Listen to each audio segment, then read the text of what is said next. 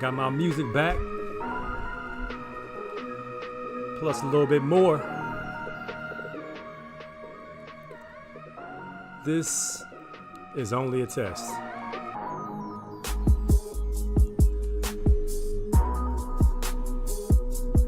Alright.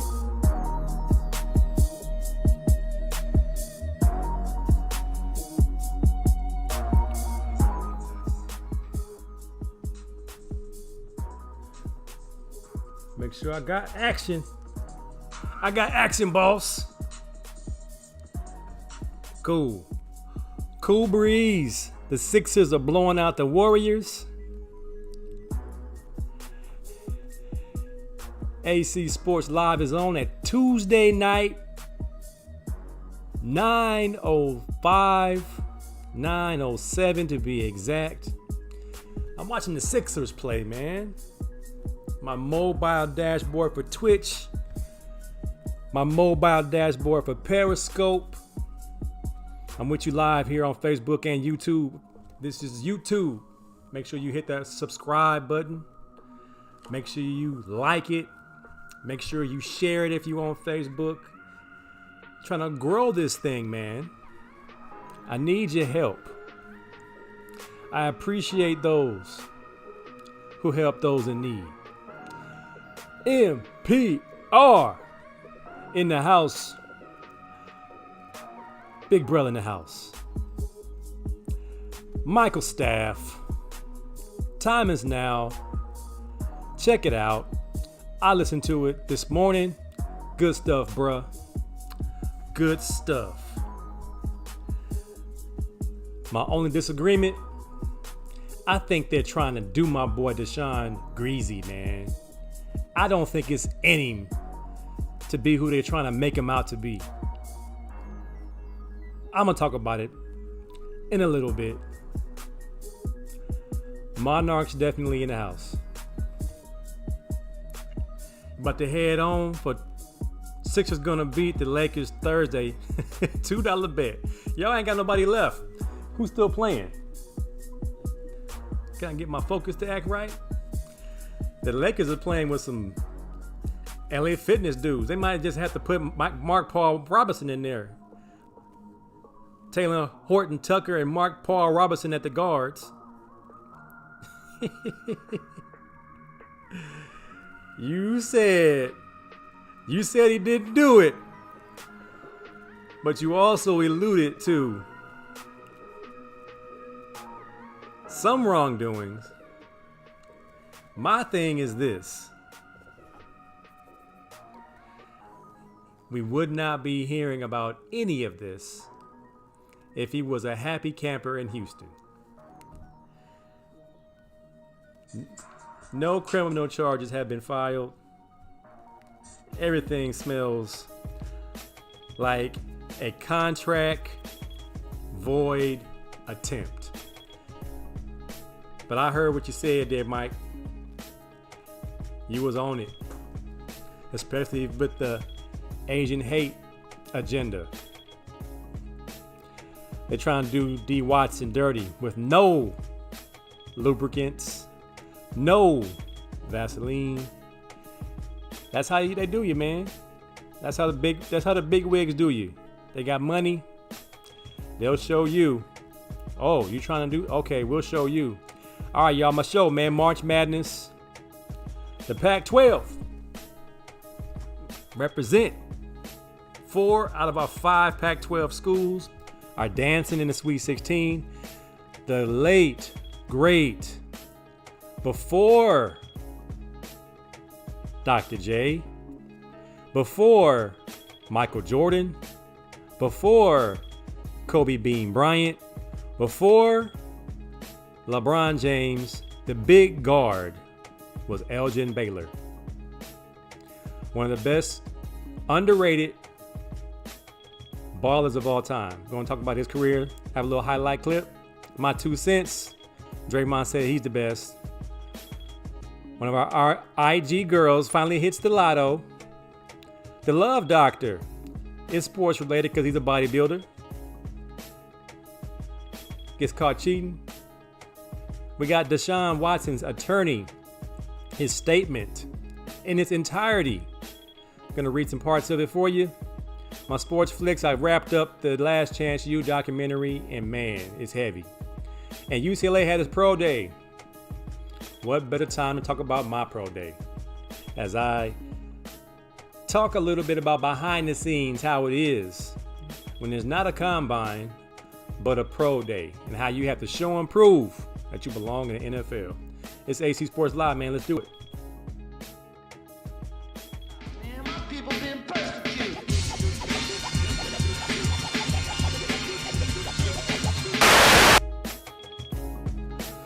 All right, cut this down just a little bit, and I'm gonna keep it safe. This is one of the jams that they're not gonna flag me on. They let me play this song, so I'm gonna let it play a little bit. And I'm gonna switch it up sometime. We'll see.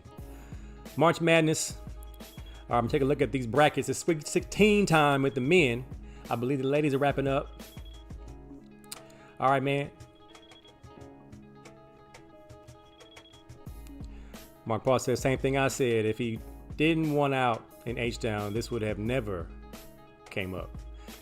That has to be, if I'm the attorney for Deshaun Watson, I'm bringing up some stuff. I might have to ruin some people's lives to save my client's life, because it's not right what they're doing to my man Deshaun Watson, one of the stand-up guys in the league. All right, man, March Madness. Let's take a look at the women's bracket right quick. All right. So women's bracket, we got Stanford advanced. We got UConn and Iowa. Let's see what we got. Michigan tops Tennessee, which is kind of a surprise. I had Tennessee beating Michigan. I got Baylor over VTech. Baylor versus Michigan in the next round should be a good one. Our girls down in the Pac-12 from Oregon face Georgia, I believe tomorrow. Let's see, Northwestern versus Louisville. Bottom bracket, we got South Carolina. They beat up on our Pac-12 girls from Oregon State. They're going to face off at Georgia Tech. NC State advances. The ladies of Belmont have shocked the world and are facing Indiana. BYU. The only team I'm really concerned about are them Bruins. They got UT. The University of Texas, a team that UCLA's men's team would have faced at Appalachian, was it Albany Christian, some small school we beat up on yesterday. But UCLA women's, some pick them to make it to the Final Four. We got Maryland and Alabama still in our bracket. Iowa State, Texas A&M. So all the big teams are still there. I got UConn winning the entire thing for women. I believe they're in the upper bracket. So UConn versus Iowa. I got UConn by like 15. They'll come out of that bracket. So it's still a little bit early. I got UConn and Stanford meeting in the championship game. I would love to go with the West Coast team, but y'all know I was born in Connecticut. So I'm going with the UConn Huskies to win the whole thing. Now for the men. All right, it's a little bit more busy on this bracket. Let me see if I can't see it. All right. Gonzaga is looking pretty good. They face Oklahoma.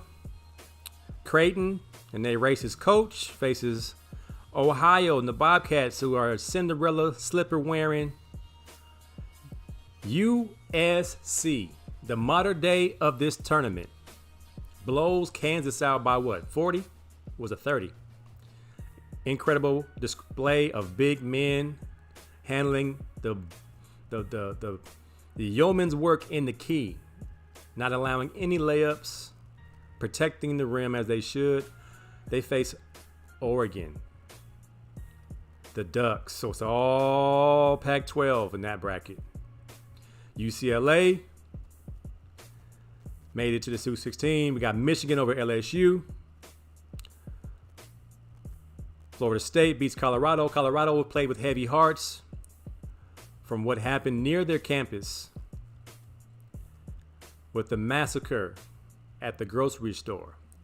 I'm going to talk a little bit about that later. UCLA handles Abilene Christian. We got to face Alabama, who put hands on Maryland, which is pretty impressive because Maryland put hands on UConn. I had UConn going through the Final Four. Shame on me for going with my gut and my heart, not my stats. So here at the bottom, we got Houston versus, I believe, West Virginia. Let's see. Syracuse over West Virginia. Houston over Rutgers. Oregon State is dancing. And Loyola Chicago might be the Cinderella, y'all. So keep an eye on them.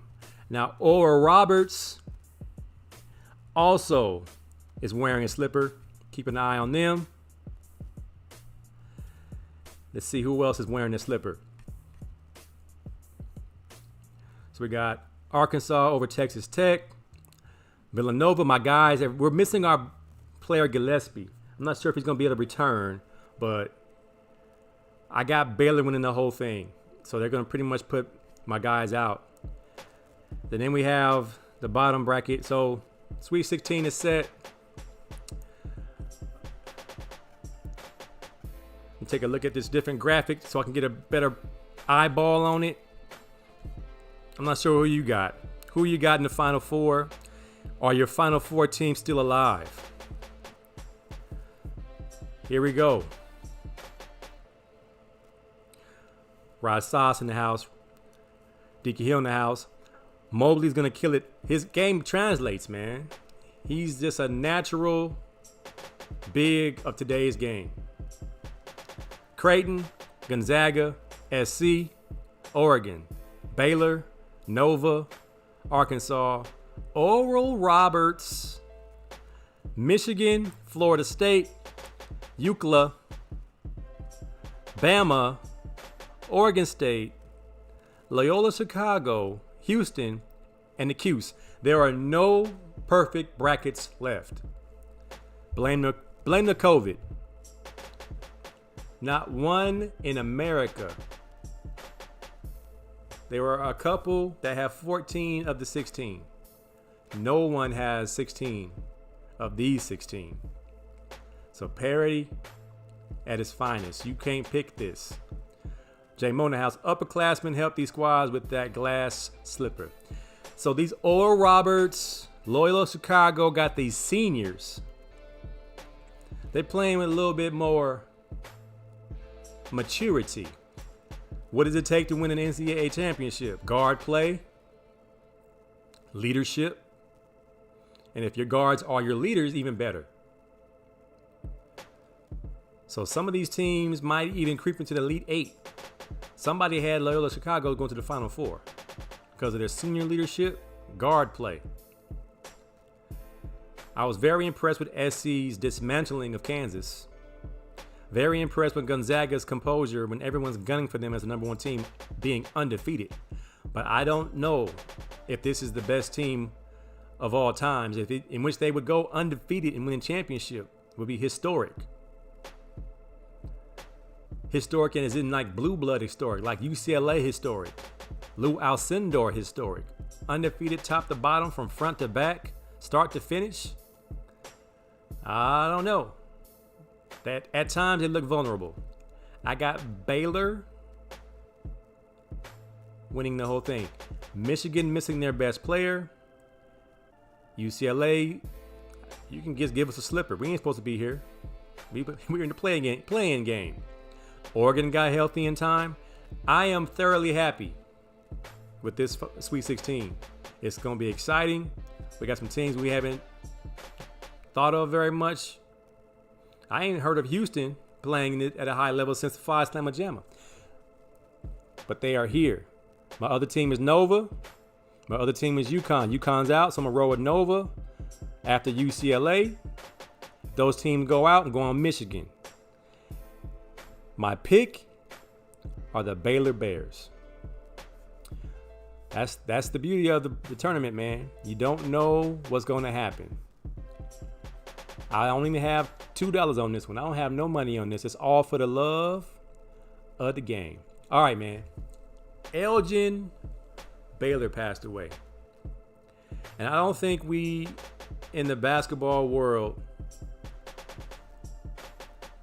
really appreciate how great Elgin Baylor was.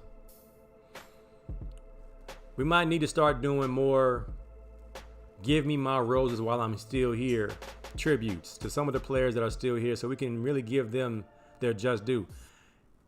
I have to admit, I did not recognize, I did not remember how great Elgin Baylor was. So I had to pull up some video so we could see Mr. Baylor in action. Let's see if I can pull that up. All right, so the Kobe Bryant comparison, LeBron James, Michael Jordan, all these guys that became these elite scorers. Have to give some credit to Elgin Baylor. He was 6'5",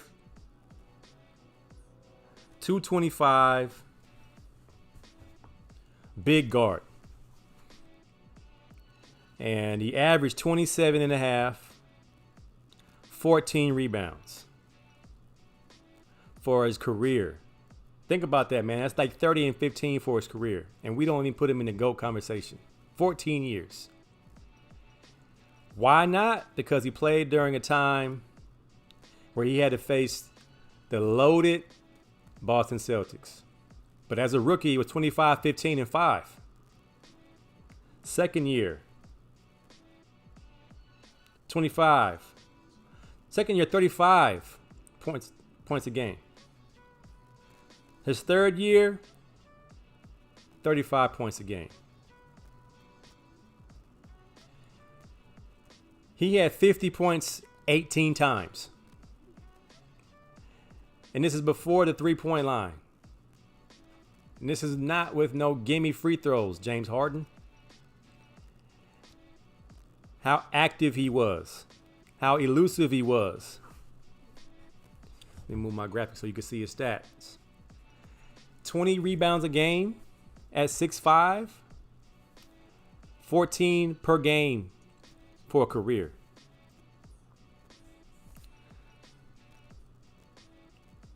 During his 14-year career with the Minneapolis and Los Angeles Lakers, he was in 134 playoff games. He averaged 27 points, 13 rebounds. From 1960 to 1961 through 1962 to 1963, he averaged 34.8, 38.3, and 34 points a game. You know how many points you have to score to average 35 points? He led the Lakers to the NBA championship 8 times. Came up short every single time. 0 for 8 in the chip. So no chips on the court for Elgin. They blessed him with the chip when they won it, and he retired. When Jerry West and Wilt Chamberlain won the championship, they gave Elgin Baylor a ring. He had to shut it down. His knees couldn't take it no more, but they knew they would not be where they were if it weren't for Elgin Baylor paving the way. At one time, Baylor owned records for most points in the game, in a playoff game, and in one half of a playoff game.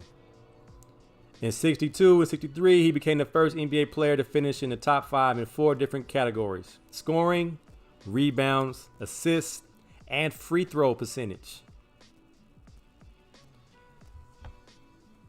in his 4th year in the league. And the comparisons to Kobe Bryant, or Kobe Bryant being compared to him, as far as the killer instinct, Elgin Baylor was right there with the GOATs, man. His 4th year, he was 38 and 19 and 5 and 43% shooting. So all of today's gunners that have the ball for the whole 24-second shot clock, Elgin Baylor, and he was a defensive player as well. Underrated defensive player because they didn't keep stats. But if they did, he would lead the league in steals and probably loose balls. He was a ball hawk in every sense of the word. He was overshadowed by Wilt, Jerry, and Bill Russell, and those 0-for-8 championship appearances is what really hurts him in the GOAT camp category. Just imagine if he didn't have to face those Celtics teams. Elgin Baylor, man, one of the GOATs. I think he needs to be in conversation. He deserves way more credit than he got. Rodney Sasha says Elgin Baylor gets slighted on the GOAT conversation. His skills translate to any era. Ball handling, scoring, playmaking, defense. I think any player that played with him would agree. The great Jerry West says he was one of the most spectacular shooters the game has ever known. I hear people talking about forwards of today, and I haven't seen many that can compare with Elgin Baylor. He should be in the category if he played the 3, he looked like a 3. He should be in the category with Bird and LeBron as the 3 guard. Small forward, big 2 guard that could do it all. Could do it all. Big Rod says Wilt wouldn't show up against Russell in the championship. I wonder if sometimes he had pressure from outside sources. Because you know how connected the Celtics were to the streets of Boston. I just wonder, because when Wilt averaged 50 points a game in his heyday and he couldn't win a chip versus the Celtics, it's just mind-boggling that Wilt only had 2 championships. The late, great Elgin Baylor, man. Rest in power, King. You will be missed. They hate on him due to his work, his association with the Clippers. That's a good take. Not sure how true that is. And why is that? What did the Clippers ever do to anybody? Why does everybody hate the Clippers? Mike said that's my second team today on The Time Is Now. I'm a Sixer fan. Y'all know that. But I did have the Clippers last year. And I'll roll with the Clippers when they ballin'. They fun to watch. Kawhi's my favorite player, next to Dame Lillard. But why would Elgin Baylor be frowned upon for being an associate, an employee of the Clippers? Interesting, J-Mo. Dig something up, man. Dig something up. See if that's true.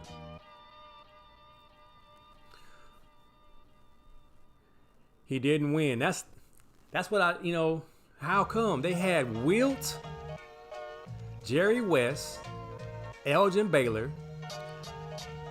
That wasn't Gail Goodrich and them, was it, Rodney? They still didn't win the championship until he retired, then they won. Yeah, you gotta win, Mike G. Coming through, Lions Deli in the house. Same with Dominique Wilkins. Doesn't get the mentions because he was a great 4, but no chips. I think there's a lot of guys in the history of the league that just don't have a chip. Who are great players. Did Bernard King win a championship? Because I know Oscar Robertson won with Kareem. He was, I believe it was still Lou Alcindor. But he was Kareem by that time. It's hard, man. That's why it's so impressive when you see guys win 5, like Kobe. Tim Duncan. Even though we know it was a team effort, Kobe doesn't have 5 without Shaq and Pau Gasol.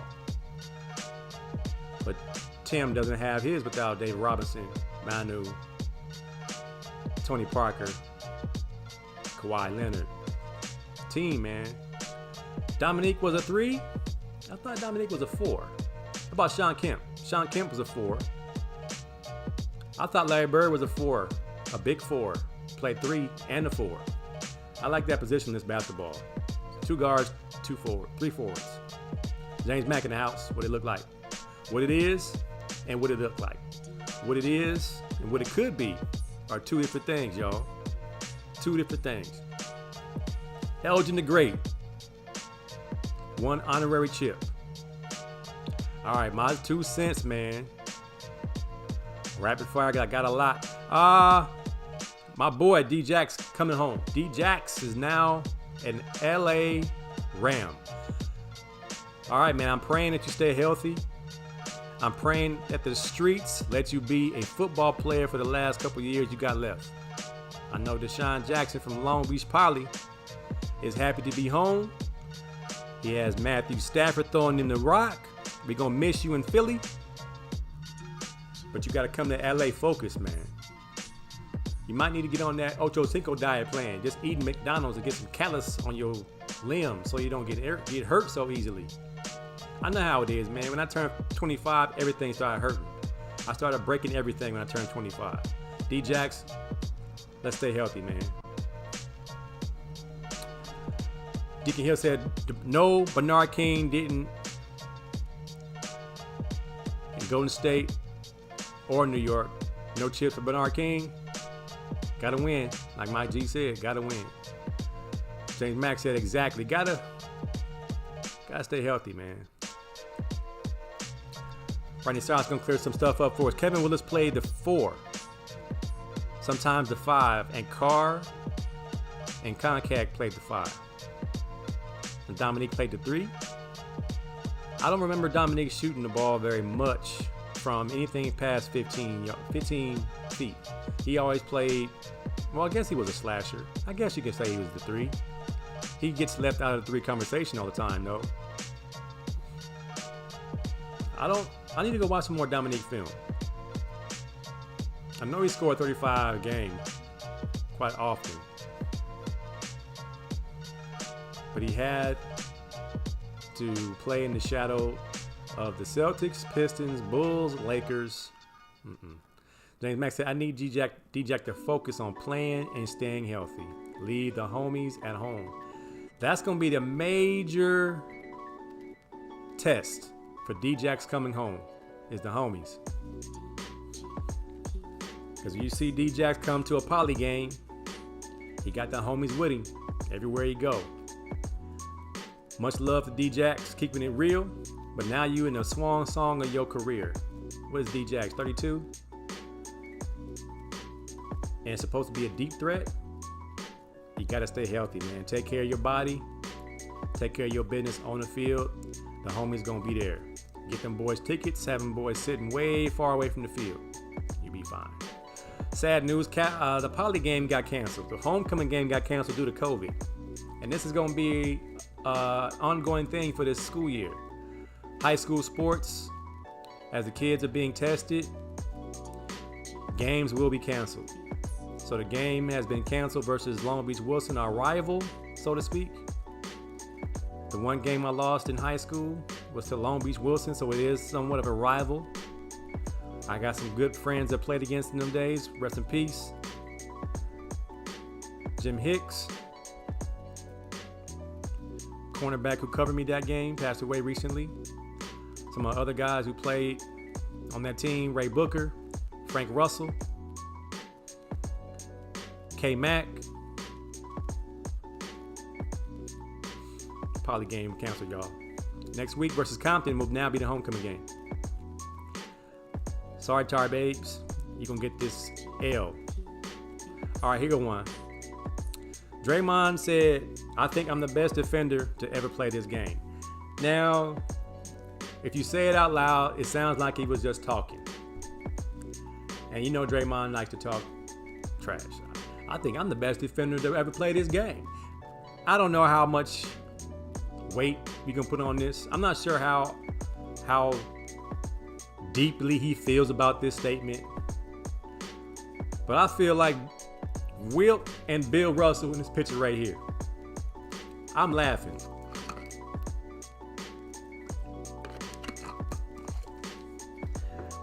Draymond is a good defender, but he said best ever. Do you understand how many good defenders have played in the NBA? If you're any kind of athlete and you've seen Draymond Green run down the court,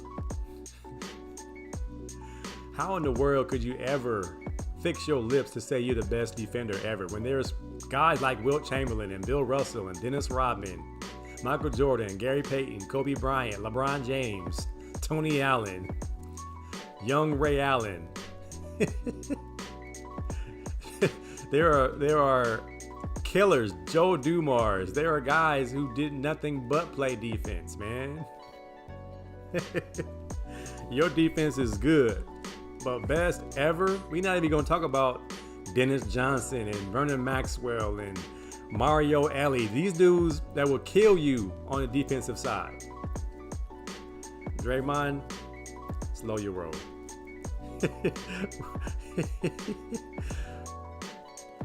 Yeah, Draymond lost his mind. He ain't even an honorable mention. My man Sheldon Gillis in the house.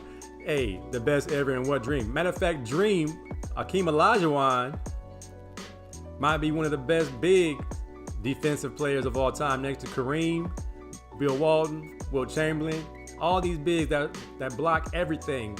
David Robinson, Tim Duncan, all these guys were defensive masterminds, man. Wishing you come to the cup. Draymond, slow your roll. Slow your roll. Mike G, who's your favorite? Mike G said he got Mookie Blaylock. Yes. Dennis Rodman, Michael Jordan, Marcus Camby, Dikembe Mutombo. No, Draymond. Dikembe got a commercial blocking food going into the shopping cart. Dikembe got a commercial knocking down the Geico G and running around in a red uniform saying no. Dikembe was a extra in Coming to America 2, blocking shots, saying no. Come on, man. Good list there, Mike G. Hey, I took pride in playing defense when I used to play basketball because I couldn't play on the offensive side very well, but I know I could play good defense. And what I see in Draymond Green is a big guy who takes pride in playing defense. But when I saw him try to play tight end at Michigan State, I knew he wasn't that great of an athlete. Very robotic, very calculated in his movement, not fluid. And you brought this on yourself, man. Brought this on yourself. Tony Allen had something to say. He said, Big Head, what? Who stamped you? Who you clamp? And we know Tony Allen was a clamper. Everybody wanted to be called a Kobe stopper. You got Tony Allen, Matt Barnes, what's the guy's name that played for the Suns? He used to always fight Kobe. All these guys can be Kobe. You can't stop Kobe. You can only get him a little bit frustrated from now and make him mad. In the words of Jay-Z, we don't believe you. You need more people. Tony Allen on Draymond Green saying he's the best defensive player of all time. Draymond's response, I was waiting on you to stamp me, big homie, but your stamp book started running low in 2015 when we used you against your team on the way to my first championship. So it leads to me believe Draymond's just talking trash. He don't truly believe that, even though he has to tell himself that so he can sleep well at night. So I'm going to give him a pass. Young LeBron could guard every position. I think old LeBron right now can guard 3 through 5, maybe 2 through 5. Now, them shifty little guards, Van Fleet kind of dudes might, make his feet hurt, make his lower back hurt, and now that his ankle is sprained, make that ankle hurt. But young LeBron, man, young LeBron was a monster. He claims he can guard 1 through 5. But bigs don't post anymore, so he's guarding jump shots. He can't play post D against a real player. He's too short. Rodman is the best, period. Rodman was a animal. I'm not sure how he did it. Rodman played Shaq. Rodman played Olajuwon. Rodman played Michael Jordan when he was on the Pistons. Rodman played Kobe. Did Rodman play Kobe? Rodman played Magic Johnson when he had HIV. Rodman did not care. No pun intended on that, but that's what it was. When I saw Rodman guarding Magic Johnson like he didn't have HIV, I knew this dude was passionate about playing defense. Rebounding and playing defense. And then come to find out he averaged 25 points a game in college. So it was a choice. Rodman could score 15 points a game if he wanted to, but he didn't have no desire. He wanted to play good D and get boards. Slow him down a little, but never stop Kobe. That's the goal. Make his life a little bit harder so he don't score 80. You can't stop a skilled killer that has a counter for everything you do. So Draymond, this bud's for you. We appreciate the laugh. All right, Deshaun Watson's attorney has spoken. Now, I'm not sure if y'all with me, but I believe he's being railroaded, set up. All this stuff is false to me, man. It's all made up, man. This is what Deshaun Watson's attorney says. I want to emphasize at the outset that we, Deshaun Watson and I, recognize that sexual assault and harassment are not only unlawful, but morally wrong. It takes courage for a woman to come forward to report being mistreated, particularly when they attach their names to a lawsuit. We do not take these allegations lightly. However, fairness to the accused is equally as important. Opposing counsel has orchestrated a circus-like atmosphere by using social media to publicize 14 Jane Doe's lawsuits during the past 7 days in a manner calculated to inflame the public and malign Deshaun's otherwise sterling reputation. In addition, the tactic of refusing our request to confidentiality, providing the names of the plaintiffs so we can fully investigate their claims, makes uncovering the truth extremely difficult. Anonymity is often necessary as a shield for victims, but opposing counsel has used it as a sword to publicly humiliate Deshaun before the truth-seeking process can even begin. And he goes on to talk about the women trying to blackmail Deshaun Watson. I'm going to go ahead and read it. And I believe that any allegation that Deshaun forced a woman to commit a sexual act is completely false. I agree. And in the one case in which we have been able to identify a plaintiff, we have strong evidence showing the allegation is false. In January of this year, so 2 months ago, a woman attempted to blackmail Deshaun by demanding $30,000 in exchange for her indefinite silence about what she stated was a consensual encounter. Why would you need to be quiet for a consensual encounter?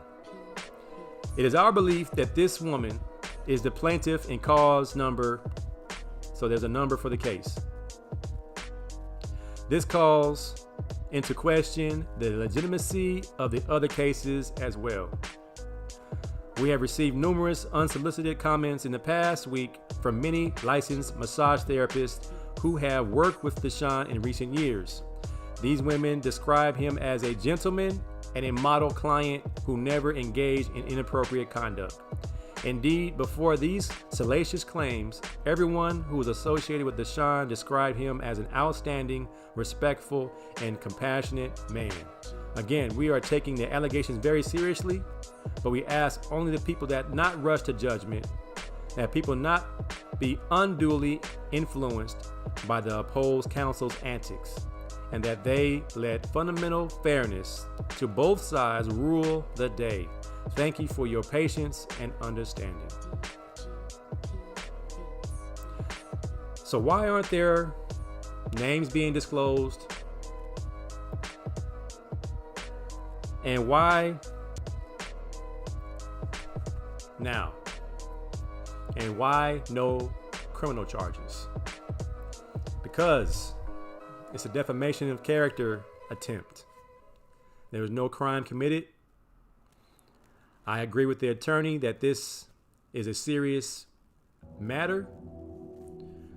Those of us who are jackrabbits know the story of Brian Banks and how important it is for a young lady who feels she has been abused or mistreated or wrongfully done to tell the truth, because lives are at stake.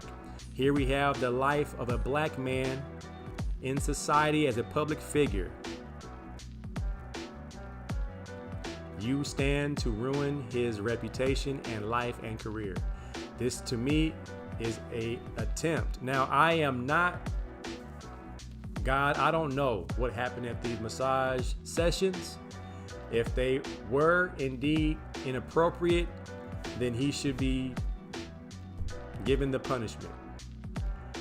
But without names, without specifics, without evidence, I believe this is just an attempt to get out of the contract that Houston has with Deshaun Watson. If he is found guilty of any wrongdoing of a sexual manner, I believe he can get his contract can be voided out. And then Houston will be off the hook. They will not have to pay him a dime. And they don't want him to have a successful career if he doesn't play for Houston. So there's a lot on the table. I am watching it like a hawk. We will see. Sheldon said he should have made a massage therapist his girlfriend. I mean, who knows why he has so many different massage therapists? I mean, shoot. It's hard to find a good one, I know that. So I sometimes you go to an establishment and you try to get a deep tissue massage and they don't know how to do deep tissue. So that's why I stay with my guy Danny at Deep Tissue Center, or Alex Guerrero when he was at his home office in Duarte. He was now the key trainer for Tom Brady, so he took our trainer from us, man. So I ain't had a good massage in a long time. It's hard to get one. I hope they can clear my man Deshaun Watson's name. He does not deserve to be ran through the mud the way they are. This one came down my pipeline. Najee Harris had a flight from Dallas to Birmingham to support his boys in their pro day. The flight got canceled due to lightning. So what did he do? He hops in the car and drives from Dallas to Alabama. 9-hour drive. Not because he was working out, but because he wanted to support his teammates. Hey, I mean, I salute you, Najee Harris. Not the kid. I would have missed that pro day.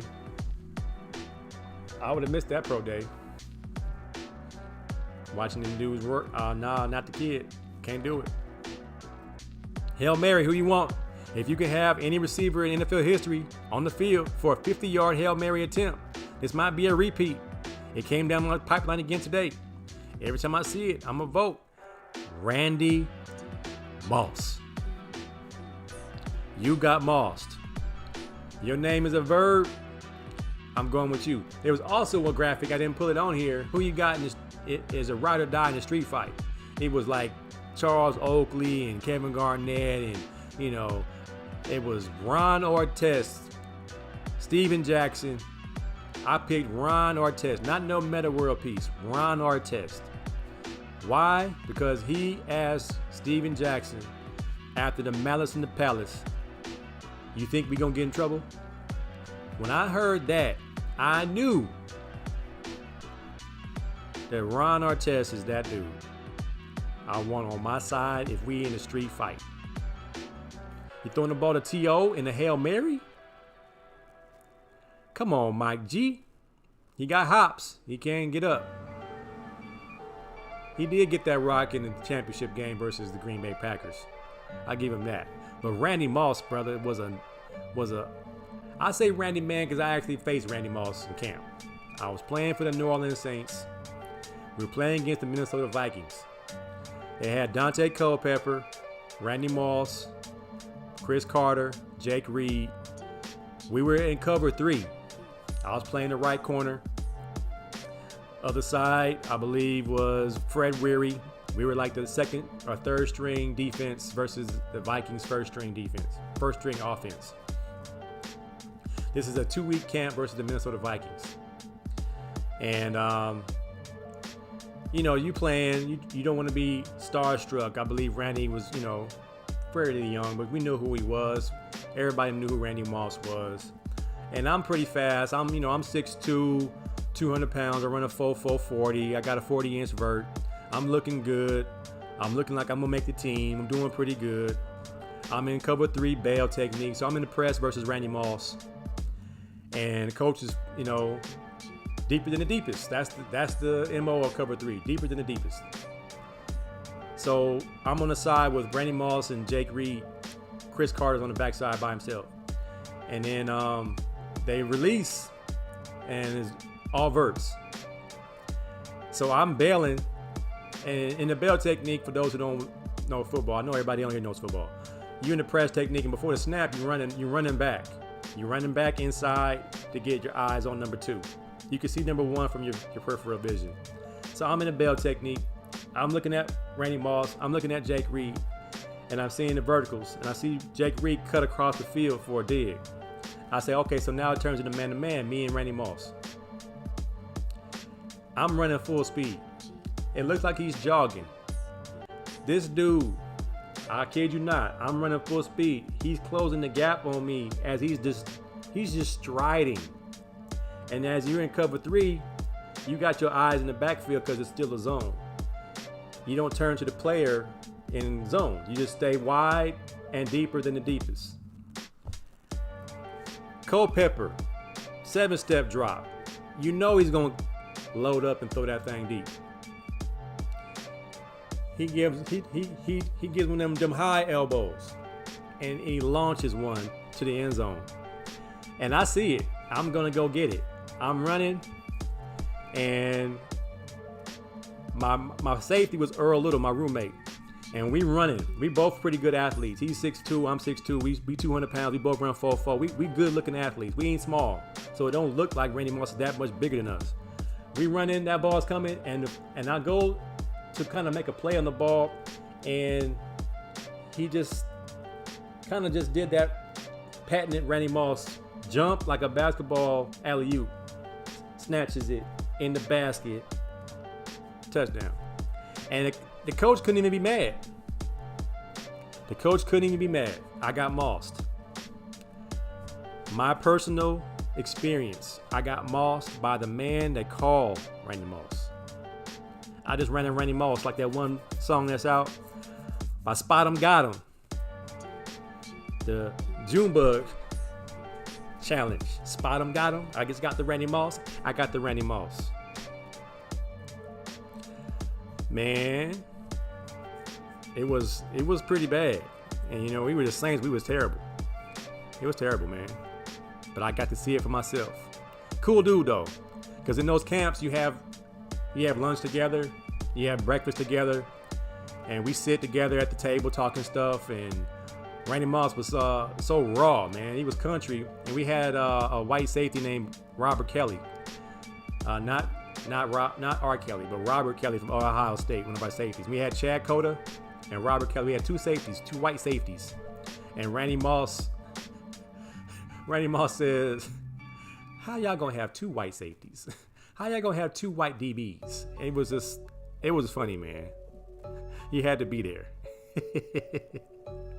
All right, man. Shaq still talking stuff, man. Shaq said his Lakers would have easily beaten Michael Jordan's Bulls. Nah. I think they could have beaten Michael Jordan's Bulls, but easily? Nah. It would have been a dogfight. Because it's not like the Lakers walk through everybody every year either. In their course of three-peat, they had some battles. You don't think the Michael Jordan Bulls would have gave y'all a fight? If not beat y'all, that's gonna be Yeah, Shaq. I think just saying we would have beaten them would have been enough. By saying easily, you ruin your whole argument, man. My vote for MVP, Dame Dollar. With the injury to LeBron James, with James Harden playing the best in the league, but he left his team to team up. I don't think the writers, those who vote on MVP, are going to like that very much. I don't like it very much either. Dame, Jokic. I hope Joel Embiid comes back in time to get back in the hunt because he was on pace. With the injury to LeBron James, I think Joel Embiid can be right there. I heard some talks about Luka, but Luka's team is like 10th place.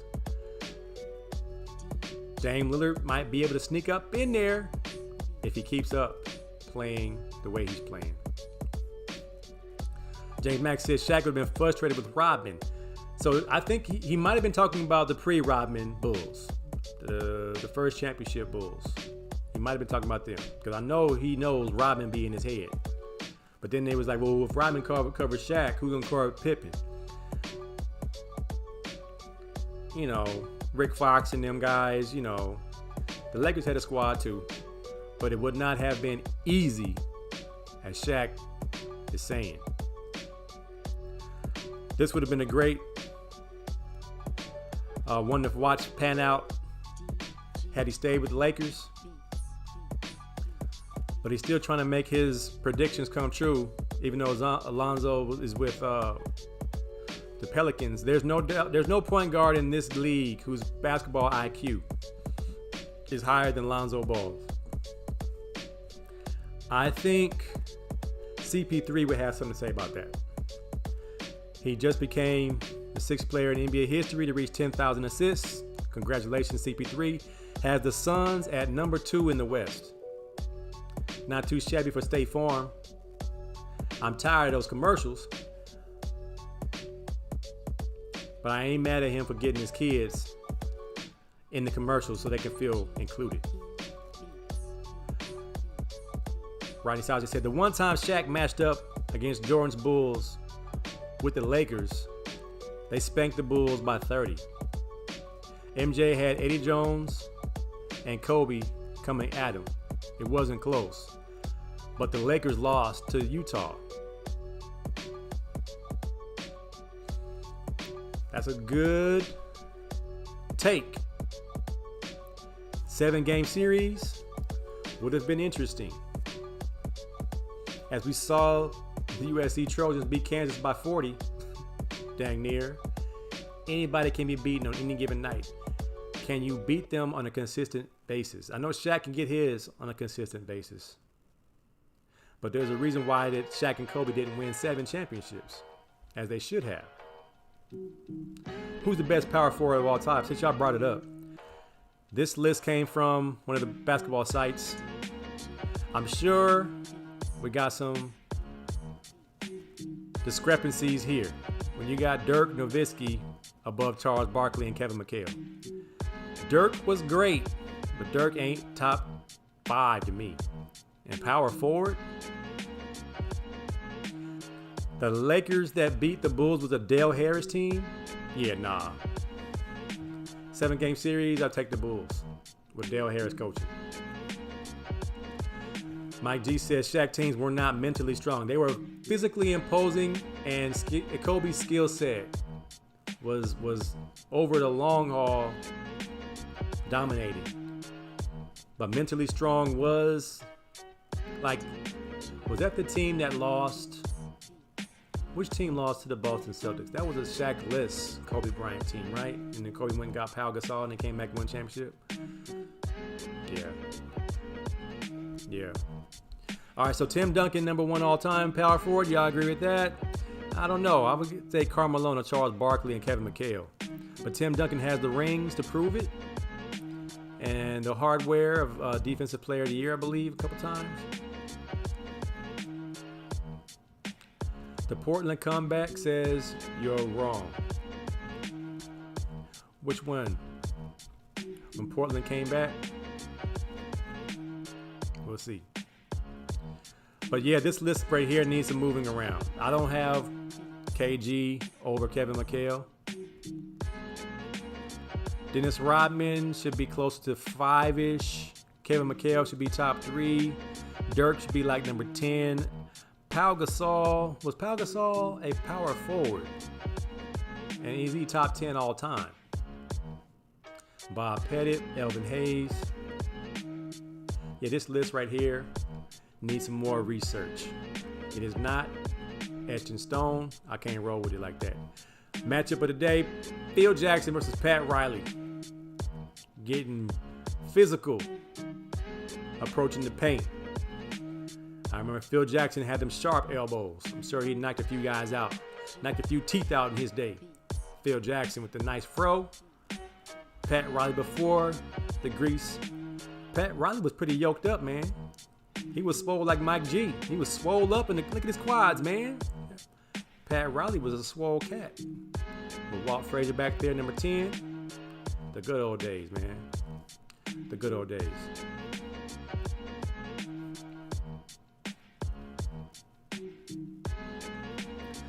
John Morant says he wishes he played today in this Final Four. He'd be in the Final Four with Murray State versus the guys he's seen play this game. All right, Ja. I believe you. Because you're a young bull.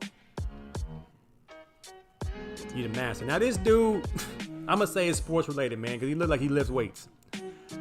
Relationship guru Derek Jackson exposed for cheating on his wife. I don't want to hear no more. You have to change your hustle, homeboy. Somebody said he might have been trolling everybody to get more views.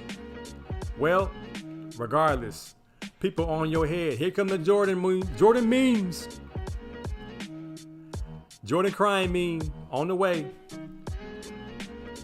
I'm Joey Greco, and this is Cheaters.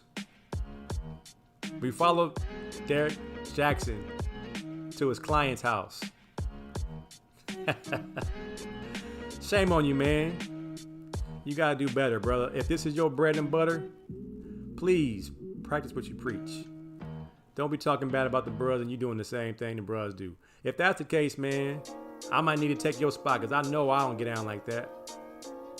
But if you get down like that, sad for you.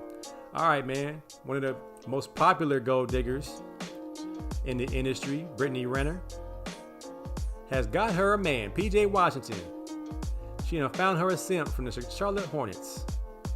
Got her one, y'all. The Kanye workout plan worked out.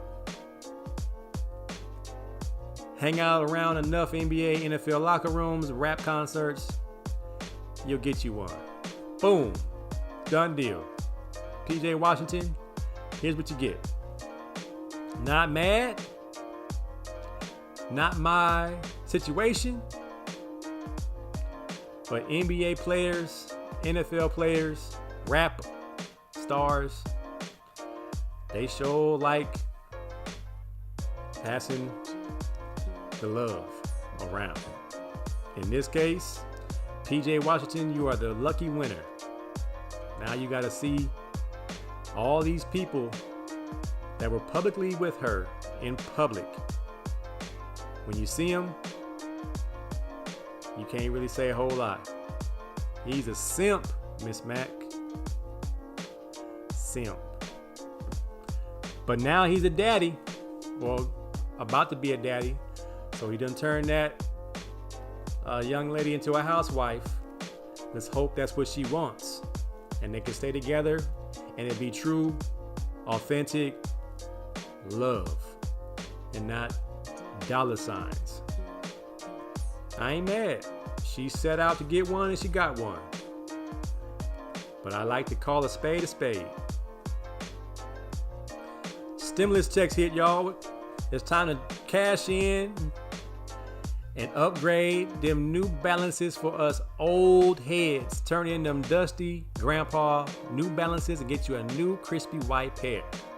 Go down to the shoe warehouse and get you a pair now for $39.99. New stimulus ready New Balance Daddy Cut the Lawn 3000s. Get you a pair, y'all, at Jimco. The nastiest thing I saw today, if you ain't seen it, bodybuilder, trying to bench press 500 pounds. His pec tore off his bicep on camera. It's on Instagram. Just type in bodybuilder loses his chest on the bench press.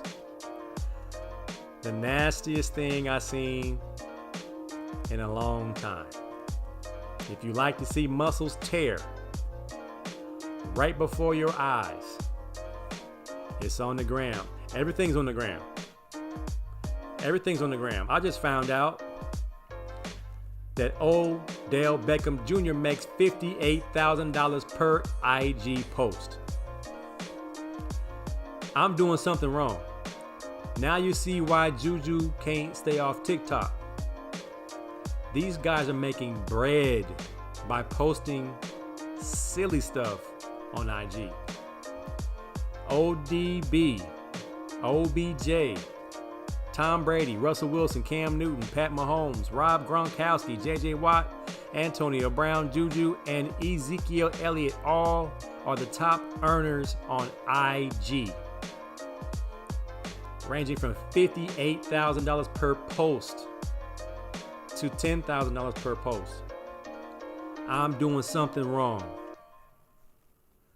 We got to get some education on this bad boy and how to get that money like them. Ms. Mack says she went from gold digger to housewife. Well, I think there's a possibility that she can turn a new leaf, because she done turned a bunch of tricks. That's my dad joke of the night. Peace out. God bless. Good night. Good night. Good night. No more dad jokes. Shout out to UCLA water polo winning our 119th national championship. Shout out to our guy, Kenny Donaldson, the associate AD at UCLA, who made a bet with the water polo team that if you win the chip, I'm gonna get in the pool. So, my class of 1997 classmate, Kenny D, way to hold up your end of the bet. Get in the pool with your clothes on. I think he took his shoes off, put his cell phone down, and made good on his bet. UCLA wins the Natty, water polo, go Bruins. She said it's a black dude on the team. Nah, he's the AD. I had to double check myself. I know we ain't have a black coach. Water polo is one of the most country club sports there is. Matter of fact, I have a documentary to watch about the USC and other colleges scandal, the enrollment scandal, and a lot of those scholarships were the country club sports. So I'm gonna check that out. Once I should have watched that for this show. I'm gonna watch it and I'm gonna give you a review about it next week. No, he ain't a black dude on the team. He's the AD. So we have a few black ADs at UCLA trying to change some stuff. I still wouldn't have gotten that pool. All right. My throwback pick of the day is for my man Jimmy Mack. This is your boy AC in 1992. Running track. I believe we're at the Oakland Relays. I was too tensed up. You can tell my face, I'm all tensed up. I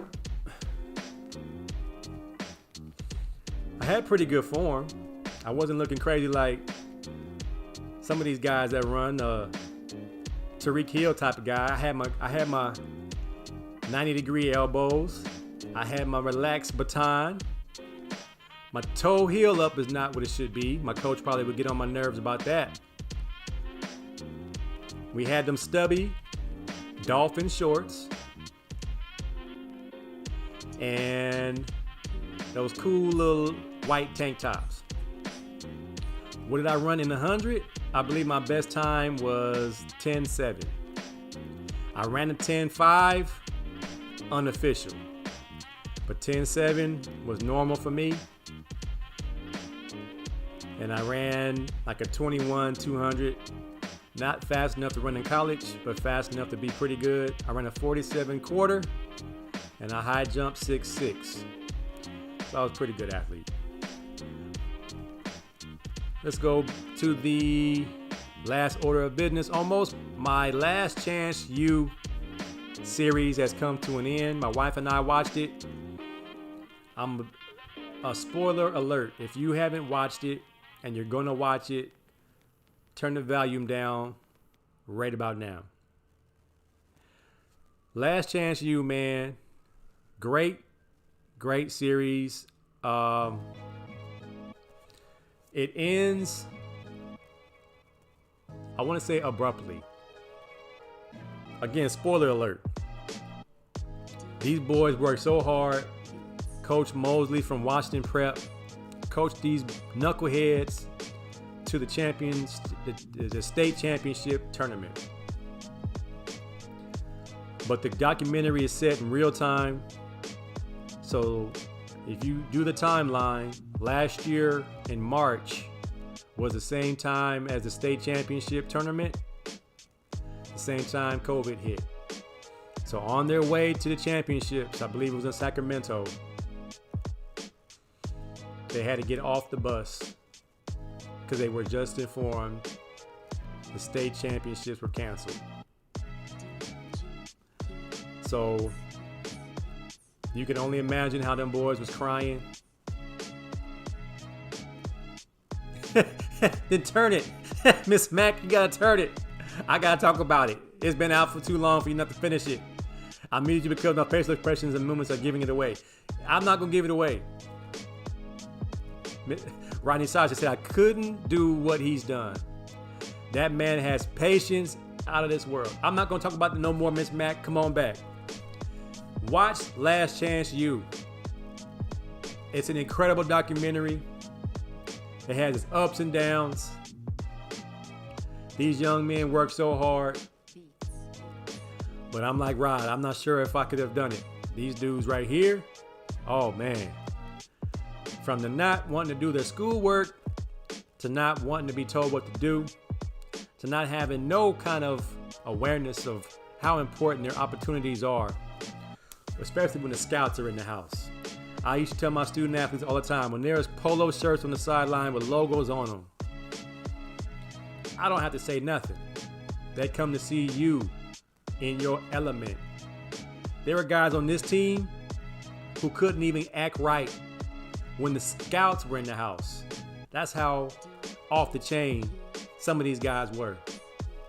But they needed that championship series, which makes this documentary so interesting and a must see. Please watch The Last Chance U on Netflix with the East LA Community College Huskies.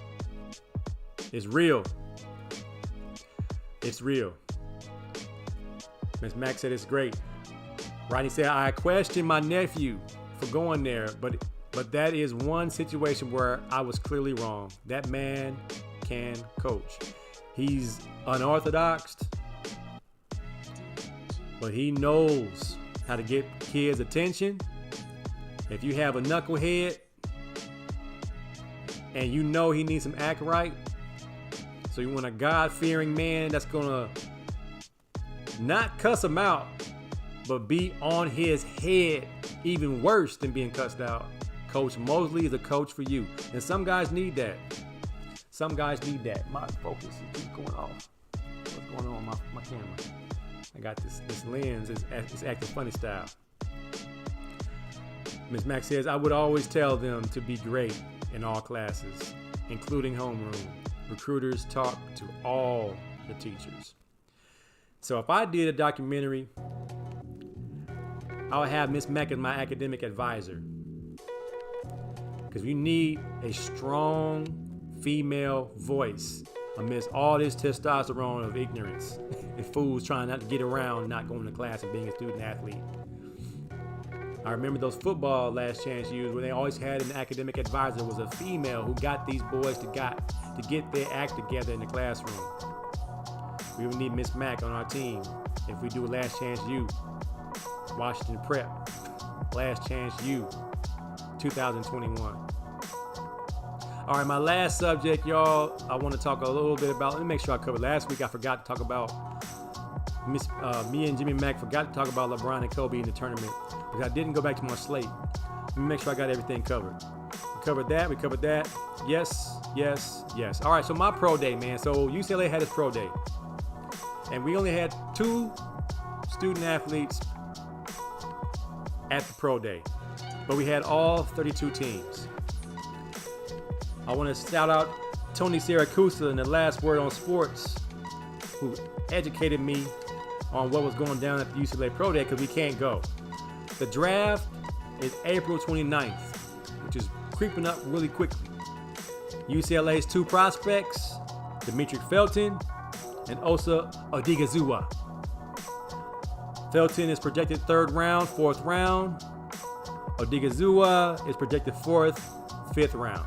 D lineman, Felton is a receiver / running back. Undersized running back, undersized receiver, very effective, very shifty. Pro day. They both had decent pro days, but proof will be in the pudding. So for those who don't really know what pro day is the day where you try out for the NFL. Even though you've played 3 or 4 seasons, they have film on you. This is the NFL's chance to come see you up close and personal with no pads on. If they want to, they can talk to you, have a little interview with you, see where your head is at. They put you through a series of tests. Some of them are pretty degrading. The first part, you take off all your clothes down to your underwear, and you stand in the line, and they measure your intangibles. Your hands, your arm length, how big are your feet, how thick is your neck, how wide is your waist, so you feel like a piece of meat. I don't want to use the S word, say it's slave, purchasing platform, but you imagine the scene. When I had a pro day at UCLA, there were about 20 of us. I would believe 75% of us were black, African American, or of color, Pacific Islander maybe. And I would say 85% of the scouts were old white men. They had their clipboards, their glasses, their pencils in their ears, their measuring tape, the recording hand recorders, whatever they had to document what they were seeing. We're in the locker room getting weighed in. They were taking our hands and pulling our fingers apart to see how wide our grip was. They were measuring our necks with measuring tape. They were measuring our height, taking our shoes off, asking us to curl our toes up. And I believe one of my teammates walked out and said, I don't want to be a part of this, because it really did feel like we were being auctioned off. It really did feel inferior, that my outward appearance, my muscle definition, my height and weight were the determining factor if I was going to be employed by this organization. It's a tough little moment. It's the first thing you do. And you go from there to the weight room. And in the weight room, you go through a series of tests to show how strong you are, to see how high you could jump. So you go through the bench press. They put 225 pounds on the bar, and you lift it as many times as you can. I lifted 225, I believe, 15 times, which is decent for a defensive back. Not breaking any records, but you must do it at least 10 times to be even in the conversation. There was a time when I couldn't even do it 3 times.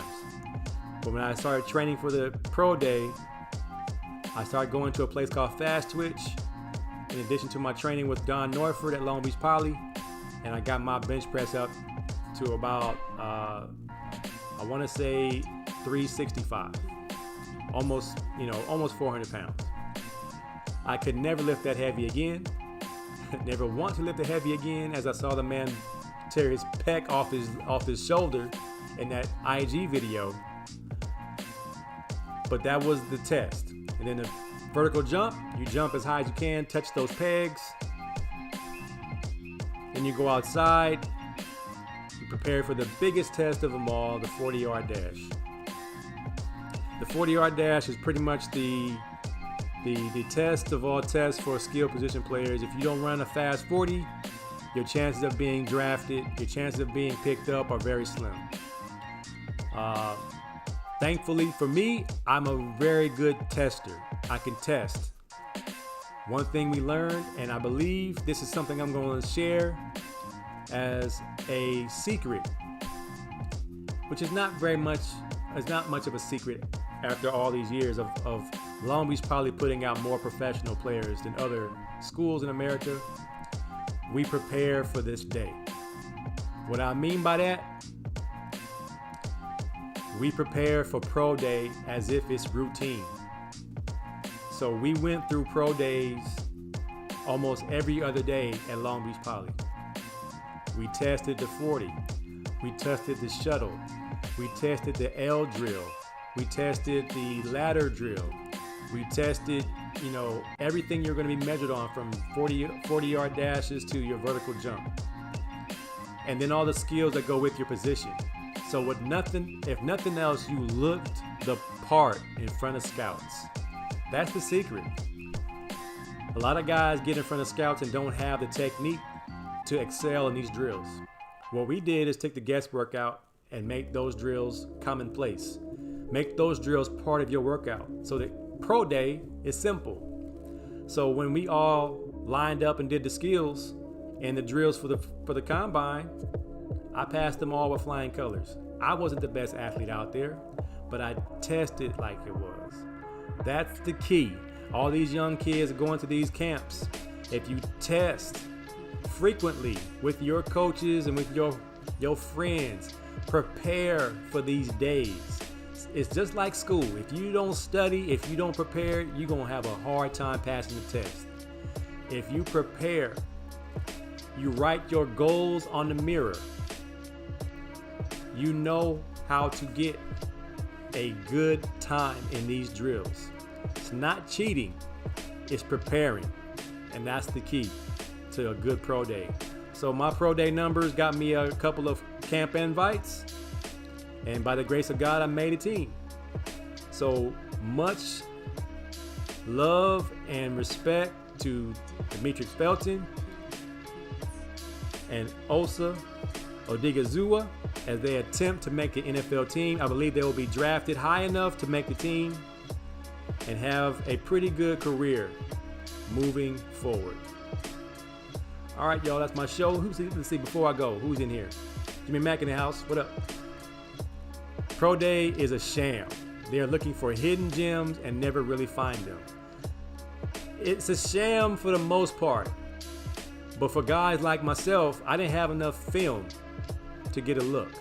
But I believe my pro day gave me at least 5 offers to come to camp. So for many, it is a sham.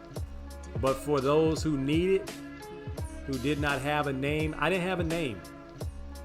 I was lost in obscurity at UCLA, going from receiver to defensive back. So a couple of scouts pulled me to the side and asked me more questions to find out why such a good athlete didn't play as much as I should have earlier in my career. And I let them know my position change and my playing safety and cornerback is why I was a okay player, but I was my best football was ahead of me, which gave me an opportunity to play the next level. Jimmy Mack said he hit 225 5 times after the strength coach told me I couldn't do it. 5 times, and Jimmy Mack didn't lift weights. Jimmy Mack was in there eating red vines, hanging out, playing music on the DJ booth. The stopwatch is inconsistent. I had like 20 different times, ranging from 4.35 to 4.78. 4.78? That's somebody that did not want you. Because anybody that watched you run knows you're running faster than 4.4. You can see with your own eyes. The woman in me, when I was in my 20s, used to watch the NFL Combine weigh in specifically like it was an annual beauty pageant show.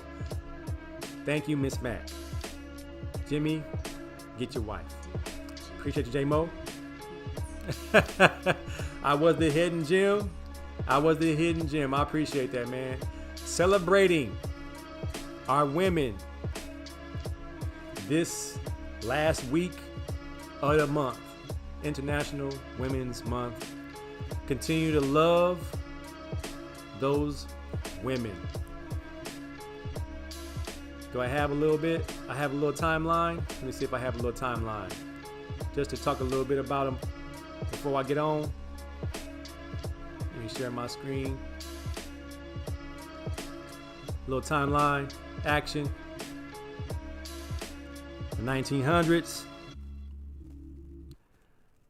22 ladies competed in croquet, equestrian, golf, sailing, tennis. Fast forwarding, 1972, Congress enacts the Title IX of the Education Amendment. No person in the United States shall, on the basis of sex, be excluded from participation in the denied benefits, which talks a lot about what we're talking about today when the women try to get their weight room upgraded for the bubble, of any education program or activity receiving federal financial assistance. So in 73, the Battle of the Sexes, my girl Billie Jean King and Bobby Riggs play a game of tennis where she dominates. Fast forwarding, 1999, 8 years after no one paid attention to America's women's soccer team that won the World Cup in 91. The event was held here in the U.S. This time the events were live and they filled the NFL stadium with spectators. 18 million viewers tuned in to watch the final match on TV. Perhaps not surprisingly, the WUSA, Professional Women's Soccer League, is founded the very next year. 2010, one of the teams we talked about last week on 1585, the University of UConn's women's basketball team erased a record that stood for 88 wins held by UCLA's men by winning 90 games in a row. Impressive. 2012, the Olympic Games held in London were big for women. 44% of the athletes overall were female. Every country represented included at least one female athlete. Women earned 58 medals altogether. Half of them were gold. By the end of the event, women had won more gold medals than men. Fast forwarding, 2015, from 18 million viewers in 1999 to 25.4 million viewers. 2015, U.S. played Japan in the Women's World Cup. It was the most watched soccer game in U.S. history. So U.S. history, women's soccer, making noise. This year, 2021, will be there. A new milestone. We will not know until we complete this year. But until then, we continue to celebrate the women who, without them, we would not be here. Thank you, women, women, women. We love you. This is a man's world, but it would mean nothing without a woman or a girl. All right, y'all. Appreciate you, Mac. Great show. They won't let me be great. They let me be great tonight. And I appreciate y'all. Y'all help me. Y'all great. I'm just a vessel having a good time. All right, y'all. Let's continue to love on one another. Stop Asian hate. Stop killing the black man, the black woman. Stop the evil. Stop the hate. Stop the racial discrimination. All the negatives of this world. Let's overpower them with love and solidarity. I'm AC, y'all. May Yahweh continue to bless you richly. And may his shalom be over your family during this time. COVID-19 is coming to an end, y'all. I went and got that vaccine, y'all. I'm still here. If I'm not here next week, you know why. Peace and blessings, y'all. One.